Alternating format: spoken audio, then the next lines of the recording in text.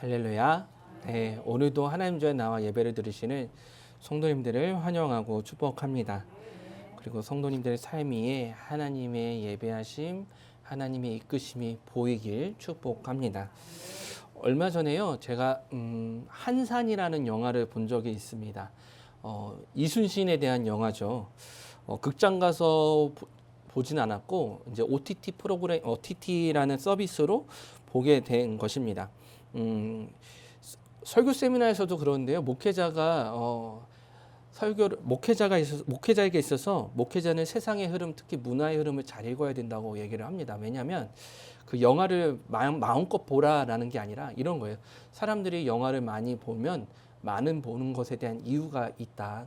그런 이유를 찾아내야 된다라는 게 저 학교 때부터 배웠던 거거든요. 그래서 한산을 사람들이 보니까 관객 수가 727만 명이 넘게 봤더라고요. 그래가지고 22년에 코로나 시기에 그죠? 그래서 한번 봐야 되겠다 해주고 봤는데 보면서 이런 생각을 해봤어요. 사람들이 왜 이순신 장군에게 열광을 할까입니다. 생각을 해보니까 그런 거예요. 한 사람의 존재가 한 사람이 나라와 나라의 그런 전쟁, 나라와 나라의 그 국제 정세를 바꿀 수 있는 능력을 가진 사람이었기 때문에 그렇습니다. 즉, 한 사람의 삶이, 한 사람의 결단이 결국 국가에 영향을 미치는 그런 강력한 영향력을 미친 사람이 되었다는 것 때문에 저희는 그것에 열광하는 거 아닌가라는 생각을 해봤는데요. 오늘 성경에도 한 사람의 존재가 영향을 미치는 것을 볼 수가 있습니다. 한번 살펴보고자 하는데 오늘 본문에는 북이스라엘에서 있었던 내용이 적혀져 있습니다. 북이스라엘에는 아합의 아들 요람이 왕위에 있었고, 그리고 그때 당시에 선지자가 엘리사 선지자가 활동을 하고 있었습니다. 당시에 이제 북이스라엘과 남유다를 가장 위협하던 존재는 어디냐? 아람이라는 나라였는데, 이 아람은 바벨론 지역, 그 이라크와 이란 지역을 이제 통일을 하고 이제 이스라엘이 있는 이제 팔레스타인 지역으로 이제 영향력을 넓히려고 하던 때였습니다. 즉 힘으로 이제 그 지역을 점령하려고 하는 때였죠. 그래서 요람 왕의 아버지였던 아합 왕도 이 아람과의 전쟁을 자주 벌이게 됩니다. 첫 번째는 이 아람과의 전쟁에서 아합 왕은 승리를 하게 됩니다. 그래가지고 아합 왕이 하나님 없이도 살 수 있다라는 그런 교만에 빠지게 되는 거죠. 두 번째 전쟁도 어떻게 되냐면 승리를 하게 됩니다. 근데 거기서 더 놀라운 일은 뭐냐면 그 아람의 왕이었던 베나닷을 자기 마음대로 살려 보내줘요. 그래가지고 선지자가 와가지고 이 아합 왕을 아주 크게 혼냅니다. 이제 삐뚤어질 대로 삐뚤어진 것이죠. 세 번째 전쟁에서는 어떻게 됐냐? 이 아람과의 전쟁에서 세 번째 전쟁에서는 이제 화살에 맞아 죽게 되는 결과가 나타나게 되는 것이죠.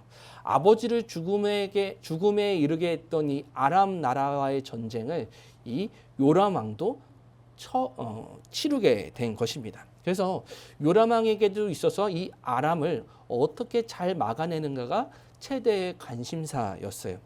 그런데 참 다행스럽게도 북이스라엘에는 누가 있었냐? 따라해 보실까요? 엘리사. 네, 엘리사라는 선지자가 있었습니다. 성도님들 놀랍게도 이 엘리사가 한 것이 있는데 뭐냐? 아람 군대가 쳐들어오는 길목을 다 알고 있었다라는 것입니다. 그래서 모든 침입하는 경로, 그리고 요람 왕이 다닐 그 모든 경로에 숨어 있는, 매복해 있는 아람의 군사들을 이 엘리사가 다 알아차린 거예요. 그래서 이 아람의 모든 작전은 엘리사로 인해서 실패를 하게 됩니다. 얼마나 답답했을까요? 누가 답답하냐면 아람 왕이 참 답답했을 거예요. 무엇을 해도 안 되고 무엇을 해도 막히고 그러니까 너무 답답했을 겁니다. 그래서 11절에는 이렇게 이야기하고 있어요. 11절 말씀 저와 같이 한번 읽어보도록 하겠습니다. 읽겠습니다. 시작. 이러므로 아람 왕의 마음이 불안하여 그 신복들을 불러 이르되 우리 중에 누가 이스라엘 왕과 내통하는 것을 내게 말하지 아니하느냐 하미. 아멘. 무슨 말인지 아십니까? 급기야 이제 부하들을 의심하기 시작하는 겁니다. 아니 어떻게 하길래 우리 신하들 중에 어떤 첩자가 있길래 내가 말하고 내가 계획한 것을 다 아느냐? 혹시 그런 첩자가 있는 거 아니냐라고 생각을 하는 것이죠. 근데 성도님들과 제가 방금 전에 보고 알았던 것처럼 북이스라엘을 위해서 놀라운 예지를 보여준 엘리사가 있었기 때문에 이런 일이 가능했던 것이죠. 어느 정도까지였냐면 12절 말씀을 저희가 같이 한번 읽어보도록 하겠습니다. 읽겠습니다. 시작. 그 신복 중에 한 사람이 이르되 우리 주 왕이요 아니로소이다. 오직 이스라엘 선지자 엘리사가 왕이 침실에서 하신 말씀을 이스라엘 왕에게 고하나이다 하는지라. 아멘. 신하가 뭐라고 하는지 아십니까? 이겁니다. 왕이요. 엘리사가 어떤 사람이냐면 왕하고 신하가 침실에서 나눴던 이야기까지 아는 사람이 엘리사입니다. 라는 말입니다. 어떠실 것 같아요? 두렵지 않으시겠습니까? 저라면 원래 살던 곳으로 돌아갈 것 같습니다. 어떻게 하시겠어요? 이 아람 왕은요, 결국 엘리사 선지자가 살아있으면 이 전쟁을 이길 수 없다는 것을 알게 됩니다. 그래서 두 가지 선택을 할 수 있었을 것 같아요. 하나는 저처럼 돌아가는 거, 제 생각처럼요. 또 하나는 이제 쳐들어가는 겁니다. 결국 아람 왕은요, 엘리사가 있던 도단성이라는 곳에 쳐들어가게 돼요. 그리고 모든 군사들을 보내어 그곳을 쳐 들어가게 됩니다.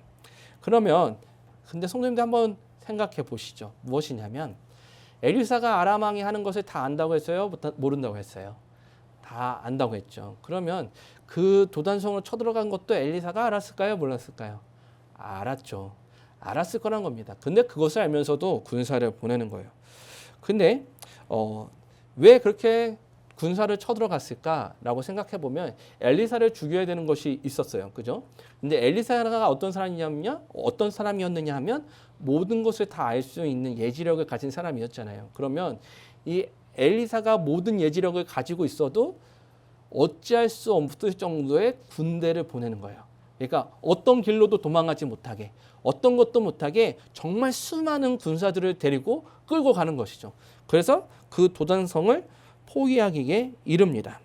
이 도단성이라는 곳이 고고학적으로 발굴이 됐어요. 그래가지고 이제 저희가 어디냐면 요셉이 형들에게 버림을 받아서 형들의 속임으로 인해서 팔려가게 된 장소, 그것을 이제 도단이라고 하고요. 이제 현재는 이스라엘의 텔 도단이라고 불리는 곳에 있습니다. 근데 거기가 어떻게 되냐면 이스라엘은 지형은 이렇게 돼 있어요. 이렇게. 그러니까 이런 구릉들이 되게 많아요. 그리고 이런 구릉들에 도시들이 건설되어 있습니다. 그래서 일반 지형보다 60m가 높은 곳에 텔 도단이라는 곳이 있는데 여기서 사람들이 도단의 이제 유물을 발견하게 되는 것이죠. 그래서 어떻게 딱 보니까 이거예요. 60m가 있는데 45m가 원래 이제 언덕이고 그 위로 15m가 이제 사람들이 살면서 이제 퇴적된 지층들이 있는데 이스라엘은 그런 게 있대요. 그러니까 뭐냐면 고고학적인 발굴을 할 때 한 15m가 되는 그런 퇴적이 쌓였으니까 내가 어떤 시대를 발굴하고 싶으냐에 따라서 그 밀어버리는 그 깊이가 달라진다고 합니다. 그러니까 예를 들어서 좀 초기 시대를 보고 싶으면 15m 가까이를 다 파내는 거고, 아니면 최근의 시대를 보고 싶다 그러면 한 10m 정도만 가까이, 한 2, 3m 가까이만 파내는 거죠. 그렇게 해서 이제 그런 고고학 자료들을 찾고 그러는데 결국 어떻게 됐느냐?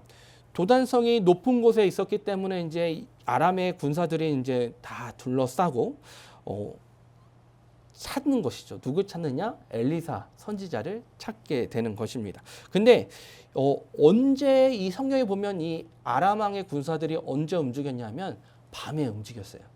아무도 알지 못하게. 그러니까 이런 거죠. 엘리사가 자면 그때 움직이면 우리가 엘리사가 잘 때 잡을 수 있을 거야 라는 생각으로 도단성을 에워싸게 되는데 엘리사는 그것 때문인지 모르겠는데 이 도단성에 그대로 있었습니다. 이제 포위가 된 거예요. 이제 죽을 일만 남은 것이었습니다. 그래서 다음날 아침에 엘리사가 일어나고 그리고 엘리사의 사안도 일어나서 이 사안이 잘 잤다 하면서 창문을 열었는데 창문 밖에 무엇이 보이냐면 성을 에워싼 아람의 군사들이 보는 것이죠. 얼마나 많았겠습니까? 그래서 15절 말씀 저같이 한번 읽어볼게요. 읽겠습니다. 시작. 하나님의 사람의 사안이 일찍 일어나서 나가보니 군사와 말과 병거가 성읍을 에워쌌는지라. 그의 사안이 엘리사에게 말하되 내 주여 우리가 어찌하리까 하니. 아멘. 성경에요 감탄사가 나온다는 것은요 정말 감탄한 거예요. 그러니까 정말 절망적인 상황이나 정말 기쁜 상황이 있거나 그런 거예요. 근데 사안이 여기서 말한 건 뭐냐면 내 주여 우리가 어찌하리까 라고 말을 한다는 것은 사안도 이 상황을 보면서 절망하고 좌절했다라는 뜻입니다. 근데 그 말을 듣는 엘리사의 모습은 어땠냐면 굉장히 태연했어요. 16절 말씀을 저같이 한번 읽어보도록 하겠습니다. 읽겠습니다. 시작.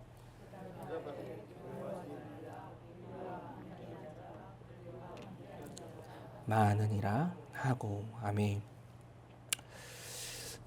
저희의 이제 저희에게 이제 물음표를 가지는 것이죠. 뭐냐면 우리와 함께한 자라고 16절에서 이야기를 한다라고 합니다. 저희가 이제 어느 정도 이야기를 알지만 저희가 믿음의 눈을 버리고 한다면 우리와 함께하는 자라고 해봤자 도단성에 사는 사람들밖에 되지 않죠. 그래서요 엘리사가 말하는 그런 말에 사안은 이해가 되지 않는 거예요. 우리 엘리사 선지자님께서 죽을 때가 되셨나? 왜 헛소리를 하시지? 이렇게 할 수도 있는 것입니다. 그리고 나서 이 엘리사가요 그런 제자를 보면서 제자를 위해서 기도를 합니다. 17절 말씀이에요. 읽겠습니다. 시작. 기도하여 이르되 여호와여 원하건대 그의 눈을 열어서 보게 하옵소서 하니 여호와께서 그 청년의 눈을 여심해 그가 보니 불말과 불병거가 산에 가득하여 엘리사를 둘렀더라. 아멘. 무엇이냐면 엘리사가 기도를 하고 이 젊은 사안이 그 기도를 통해서 보게 되었는데 하나님의 군대를 보게 되었습니다.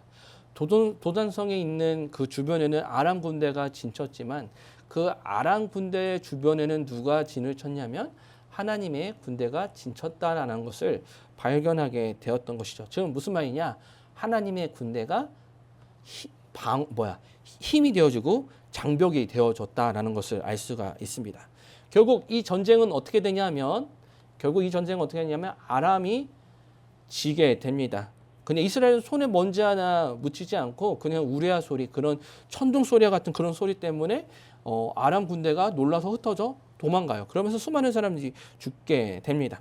결국 이스라엘은 그런 아람 군대를 살려서 보내주고 이스라엘에는 이제 평화가 찾아오게 돼요.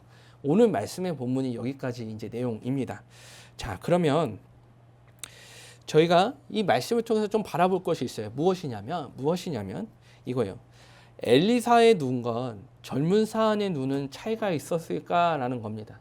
요즘에 애들 활동하는 거 보면요, 요 신기하게 좀 있어요. 뭐냐면 이제 색다른 안경을 쓰거나 아니면 이제 후레쉬를 자외선 이렇게 후레쉬 같은 게 있더라고요. 그걸 비치면 이제 안 보이는 글씨들이 보여요. 그러니까 요즘에 애들이 어떻게 장난치냐면 투명한 액체로 글씨를 쓴 다음에 줘요, 편지를.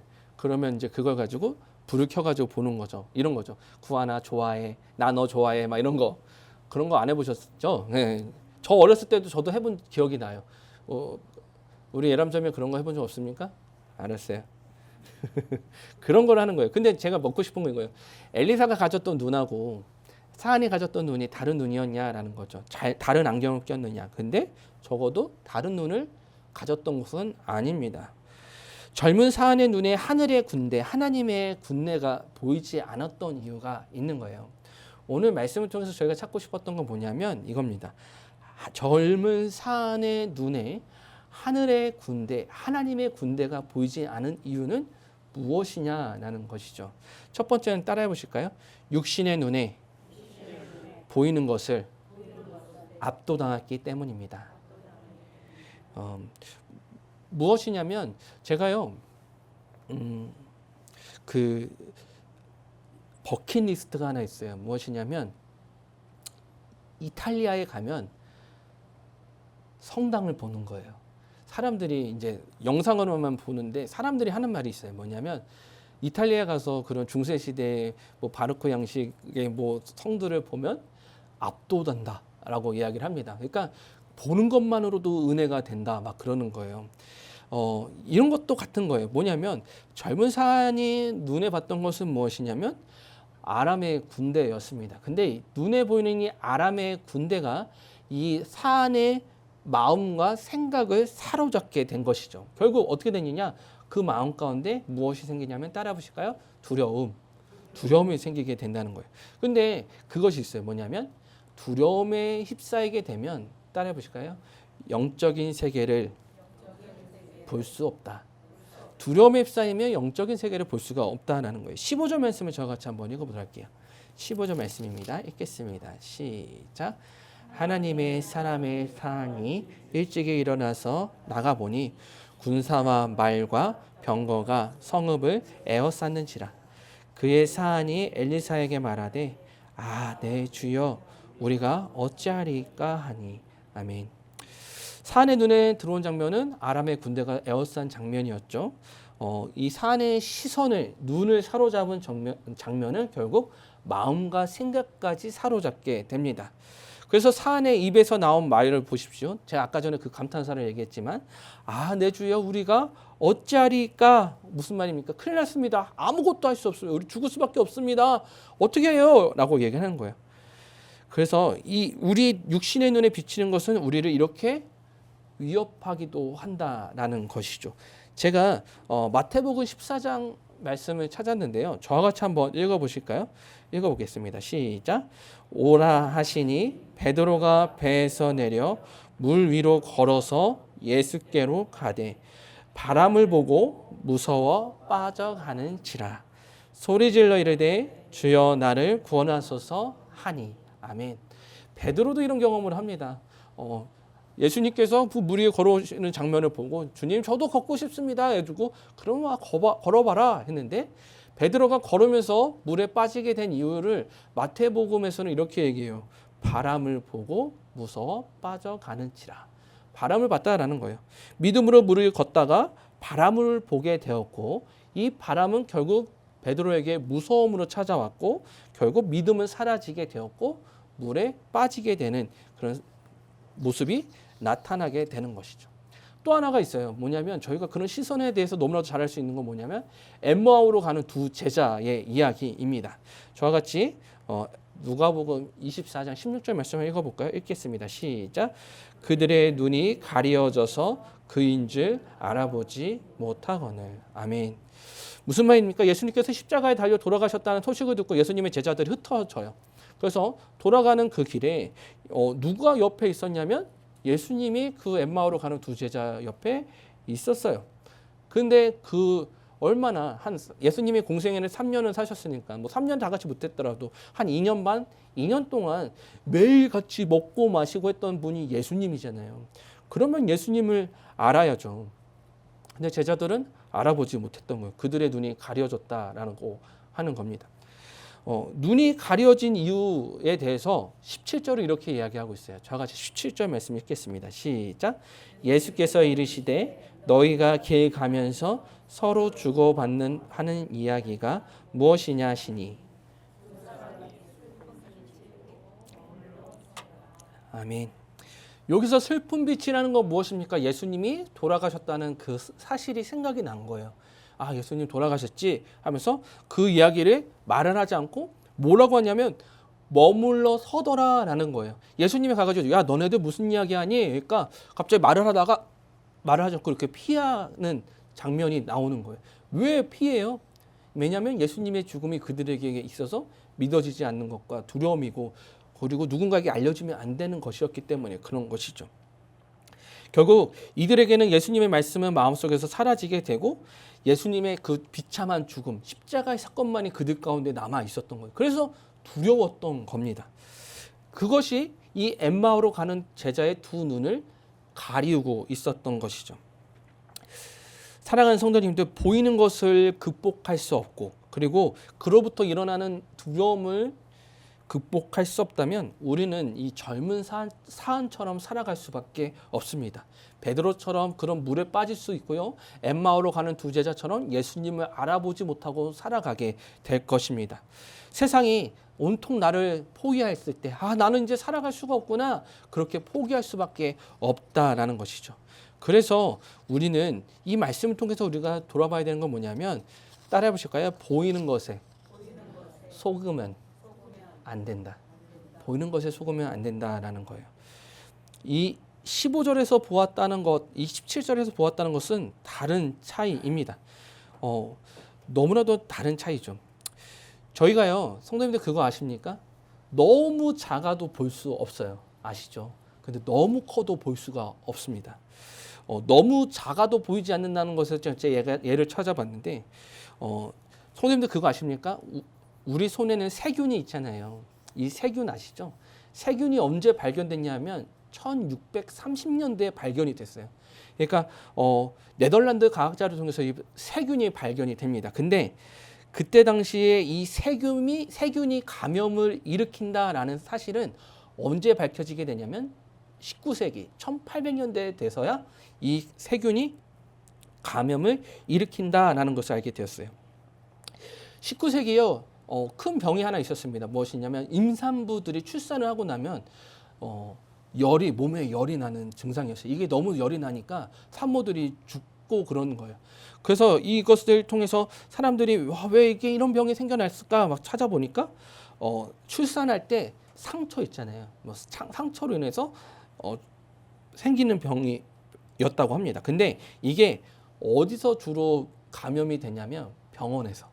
그러니까 전에 산모가 썼던 그런 천이나 그런 붕대나 그런 것들을 통해서 다른 산모가 감염이 되고 그랬던 거예요. 왜냐하면 소독의 개념이 그때는 없었기 때문에 그렇죠.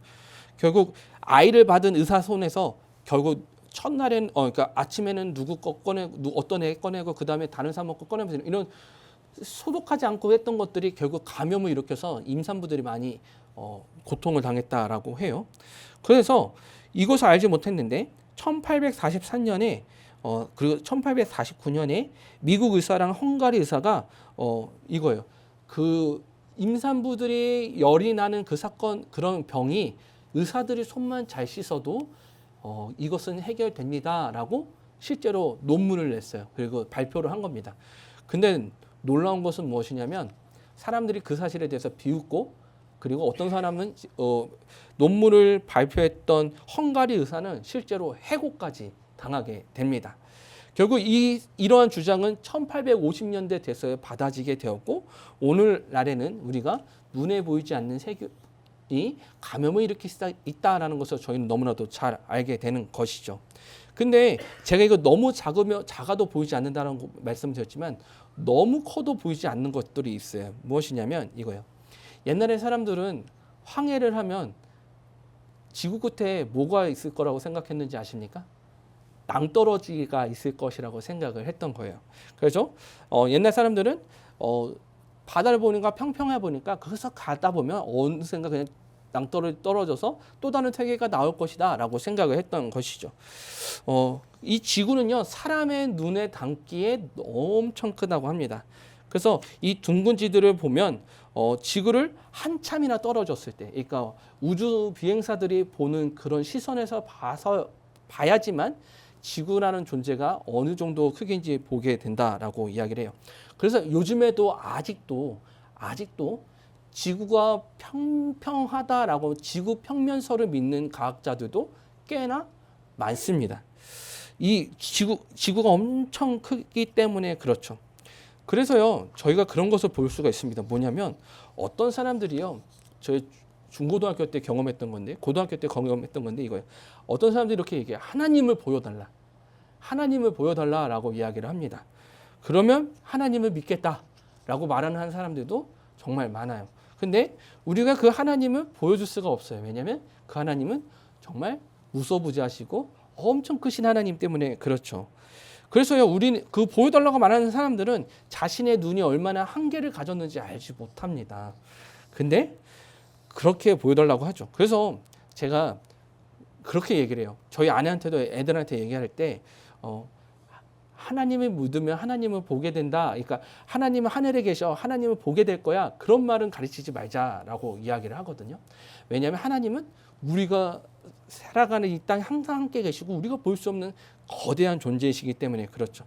이것을 통해서 제가 이야기하고 싶은 건 이거예요. 우리의 눈은 한계를 분명히 가지고 있다라는 겁니다.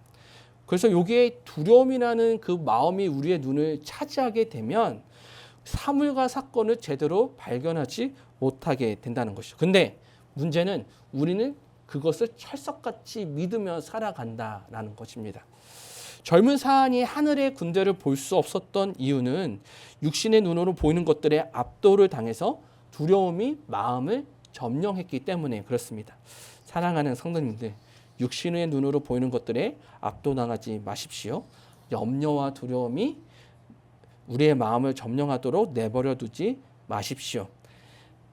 우리와 함께 하시는 하나님을 의지하시고 보이지 않아도 분명히 계신 그 하나님을 믿으시는 저와 성도님들 되시길 바랍니다.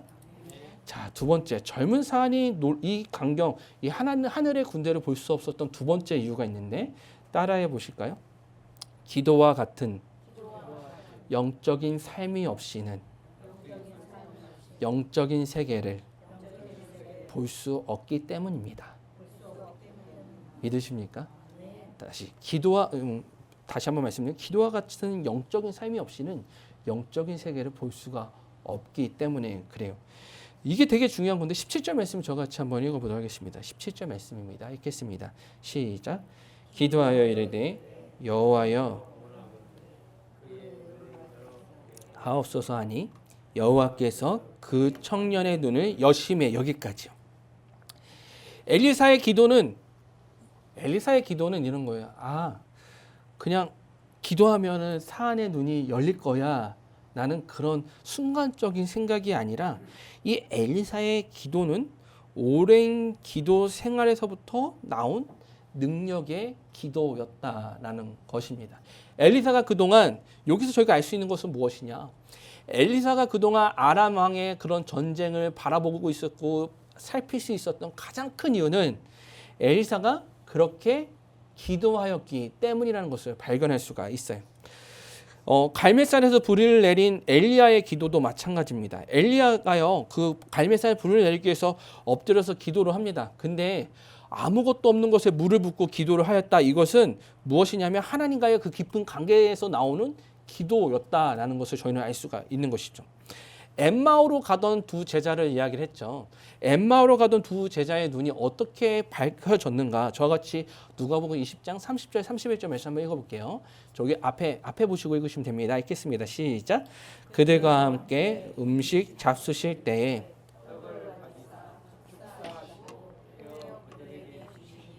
그들의 눈이 밝아져 그인 줄 알아보더니. 아멘. 무슨 말입니까? 예수님께서 무엇을 하실 때? 축사하시다. 축사는 뭡니까? 감사기도예요. 예수님께서 하나님 이것을 주신 것에 대해 감사기도드립니다 라고 할 때 두 제자의 눈이 어떻게 되었냐면 밝아졌습니다. 예수님께서는요, 변화산 아래 내려오시고 나서요, 귀신 들린 아이를 고치지 못하는 이 제자들을 고전하고 있는 제자들을 보게 되시죠. 근데 예수님께서 그런 제자들을 물리시고 그 귀신 들린 아이의 그 병을 고치십니다. 예수님께서 명령하셨던 것이죠. 근데 그 장면을 본 제자들이요, 집에 돌아가서 물어요. 예수님, 저희는 되는데 왜 저희는 안 되는데 왜 예수님은 되십니까? 라고 묻습니다. 근데 예수님께서 이렇게 얘기합니다. 마가복음 9장 29절 말씀인데 저같이 한번 읽어보도록 하겠습니다. 읽겠습니다. 시작. 이르시되 기도 외에는 다른 것으로는 이런 종류가 나갈 수 없느니라 하시니라. 아멘. 쌓여져 있는 기도가 없이는 절대로 이런 종류의 영적인 능력이 나오지 않는다라고 이야기를 하는 것입니다. 엘리사는요, 기도를 통해서 사안의 눈을 열기도 했고 아람 군대의 눈을 닫기도 했습니다. 눈이 열리면 그런 영적인 세계를 볼 수 있었지만 눈이 닫히면 물질적인 세계조차도 볼 수가 없게 되는 것이죠. 이것을 열고 닫는 것은 이 열고 닫는 열쇠는 무엇이냐 따라해 보실까요? 기도라는 거예요. 사랑하는 성도님들, 영적인 삶을 추구하지 않고서는 영적인 세계를 절대로 볼 수 없다는 사실을 기억하시는 저와 성도님들 되시길 바랍니다. 그래서 이 물질 세계를 초월해서 이 영적인 세계를 보려면 보이는 위기보다 보이지 않는 하나님이 함께 계시다는 것을 기억하셔야 합니다. 그리고 이 믿음을 지속하기 위해서는 무엇이 필요하냐? 열쇠, 기도, 영적인 세계, 영적인 것이 필요하다라는 것이죠. 믿음과 기도라는 결론을 냈어요. 이것은 너무나도 평범해 보일 수도 있지만 사실 우리의 삶에 매우 중요한 부분입니다. 너무나도 평범하고 단순한 거예요. 근데 이 특별하지 않아 보이는 단순한 것을 가졌느냐, 가지지 않았느냐라는 것이 우리를 새로운 영적인 세계로 이끌기도 하고 우리를 보이는 세계에 우리를 가둬두기도 합니다. 사랑하는 성도님들, 눈이 열려 보게 되시는 저와 성도님들 되시길 바랍니다. 그리고 제가 이 설교의 말씀이 없는데 마무리하면서 이런 말씀을 좀 드리고 싶어요. 우리의 손주들, 우리의 자녀들을 놓고 기도하시는 성도님들 계시죠. 가장 중요한 것은 무엇이냐면 예배예요. 그러니까 우리의 믿음과 우리의 기도를 발견하는, 우리의 기도의 열쇠를 발견하는 것은 어디서부터 시작이 되느냐? 예배입니다. 그래서 교회 나오는 것이 어려운 자녀들이나 손주들이 있으면 예배할 수 있도록, 예배라도 드릴 수 있도록 그렇게 권면하시는 거예요. 하나님 전에 예배 드리면 더 좋고, 아니면 어떻게 하느냐면 영상으로라도 예배를 드려라. 그렇게 하면서 그런 영이 채워져 가야 되는 거예요. 그래야지 그 믿음과 기도의 그 단순한 진리를 경험할 수가 있는 것이거든요. 사랑하는 성도님들, 눈이 열려 보게 되는 그런 축복이 많은 성도님들과 성도님들의 가정 되시길 바랍니다. 기도하시겠습니다.